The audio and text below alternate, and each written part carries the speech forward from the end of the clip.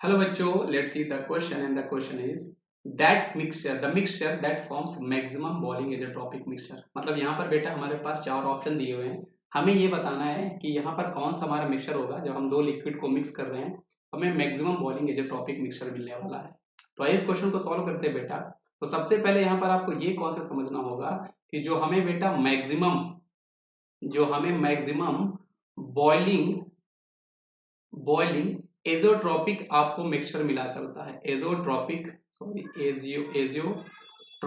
आपको जो मिक्सचर मिला करता है बेटा, ये मेनली हमें किस तरह के आपके सोल्यूशन होते हैं वो आपको दिया करते हैं। तो ये आपको मेनली दिया करते हैं बेटा नेगेटिव डेविएशन, जो हमें दिया करता है ऐसे सोल्यूशन दिया करते हैं जो आपको नेगेटिव डेविएशन शो करते हैं। Negative deviation from Raoult's law, जो आपके राउल्ट्स लॉ से बेटा नेगेटिव डेविएशन शो किया करते हैं, वो हमें इस तरह के दिया करते हैं। हाँ, अब नेगेटिव डेविएशन शो होने का कॉन्सेप्ट क्या है बेटा कि अगर जब कभी भी हम लोग दो लिक्विड को आपस में मिक्स कर रहे हैं, सपोज करो हमारे पास एक लिक्विड ए है, दूसरा हमारे पास लिक्विड बी है।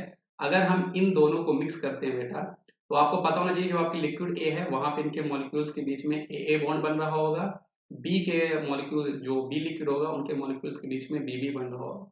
जब हम इन दोनों को मिक्स करेंगे तो हमारे पास जो रिजल्टेंट सोल्यूशन आपको मिलने वाला बेटा, वहां पे जो बॉन्ड फॉर्म होगा वो आपके पास ए बी फॉर्म होने वाला है।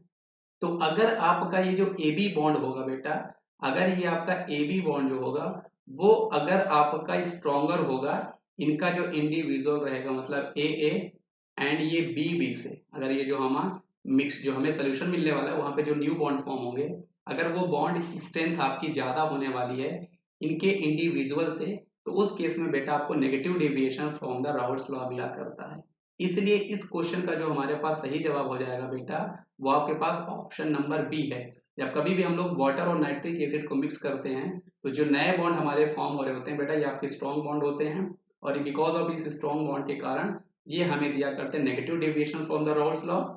और साथ ही साथ हम ये बोल सकते हैं कि हमें मैक्सिमम बॉइलिंग इज़ोट्रॉपिक मिक्सचर देंगे।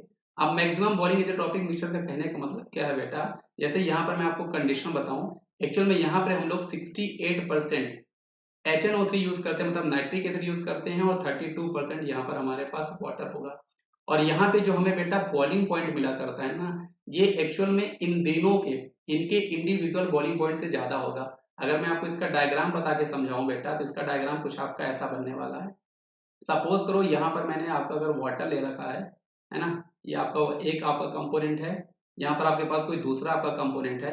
तो जब कभी भी हमारे पास मैक्सिमम बॉइलिंग एजेट्रोपिक मिक्सचर हुआ करता है बेटा, तो मैक्सिमम बॉइलिंग एजेट्रोपिक मिक्सचर में होता क्या है, इनका जो इंडिविजुअल हुआ करता है ना, उससे ज्यादा आपका हुआ करता है। मतलब ये कुछ ऐसा आपको डायग्राम इनका मिलेगा, है ना। मतलब इनके दो जैसे यहाँ पर मैं आपको बता दूं, ये आपके पास जो मिलेगा, तो आप देख सकते हो इनका ये जो बॉइलिंग पॉइंट है बेटा, ये है इनका जो टॉपिक मिक्सचर। मतलब ये जो टॉपिक मिक्सचर ऐसे आपके सोल्यूशन होते हैं जो सेम टेम्परेचर पे ही दोनों आपके बॉईल कर जाएंगे। और ये जो आपको टेम्परेचर मिलने वाला है, ये हमारे जो दो कंपोनेंट हुआ करते हैं, इन दोनों कंपोनेंट के जो उनके इंडिविजुअल बॉइलिंग पॉइंट होते हैं उससे ज्यादा हुआ करता है। यही आपके होते हैं मैक्सिमम बॉइलिंग एजेट्रोपिक मिक्सचर। हमारे पास ऑप्शन नंबर 20 क्वेश्चन का सही जवाब है। इधर हम लोग बेटा बॉइलिंग पॉइंट दिखाया करते हैं, ये आपके बॉइलिंग पॉइंट हुआ करते हैं। और ये जो हमारे पास एक्सिस है बेटा, यहाँ पर हम इनके मोल फ्रैक्शन दिखाया करते हैं, मोल फ्रैक्शन हम लोग दिखाया करते हैं, और इस तरह हमारा ये डायग्राम बना करता है। तो आई होप आपको ये कॉन्सेप्ट पूरा समझ में आया होगा बेटा। तो सही जवाब हमारे पास ऑप्शन नंबर बी है।